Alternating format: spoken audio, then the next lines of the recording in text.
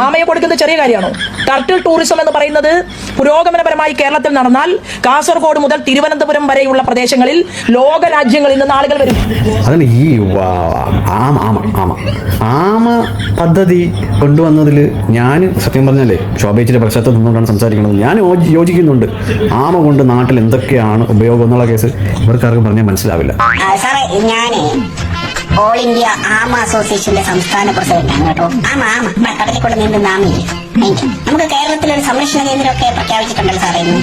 ഷാന, ഞാൻ പറയണതേ ആമ അല്ലാതെ ബഡ്ജറ്റിൽ വേറെ ഏതെങ്കിലും പദ്ധതിയാണ് അവതരിപ്പിച്ചതെങ്കിൽ നമുക്ക് ഏതായിരിക്കും കേരളത്തിൽ ഏറ്റവും കൂടുതൽ അത്യാവശ്യപ്പെടുന്ന കാര്യങ്ങൾ? ടൂറിസത്തിന് പറ്റിയത് വനസംരക്ഷണം, പിന്നെ അത് കഴിഞ്ഞിട്ട് പിന്നെ ഒട്ടകം നല്ലതാണ്. ഇറച്ചിയെടുക്കാം, പാലെടുക്കാം.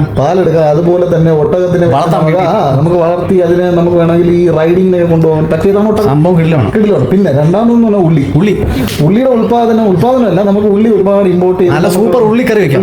നമുക്ക് ഏറ്റവും കൂടുതൽ തിരുവനന്തപുരത്തല്ല കേരളത്തിൽ ഒട്ടുമിക്ക സ്ഥലത്തുള്ള നട്ടുകടയാണ് ഉള്ളി കറി വെക്കാൻ. എല്ലാം നല്ലതാണ്. അപ്പൊ ഉള്ളി നമുക്ക് കൂടുതൽ കൊണ്ടുവരാൻ പറ്റും. ഈ ടൂറിസം മേഖലയിൽ നമുക്ക് ഏറ്റവും കൂടുതൽ ഹില്ലി ഏരിയ അങ്ങനെയുള്ളതാണ്. അപ്പൊ അവിടെ ആമയ്ക്ക് ഒരു പ്രാധാന്യമില്ല. സാറേ, വലിയ ഉപകാരമായി. മനുഷ്യർക്ക് ഒപ്പം കൊടുത്തില്ലെങ്കിൽ ഞങ്ങൾക്ക് വരുന്നുണ്ടല്ലോ. വലിയ ഉപകാരം.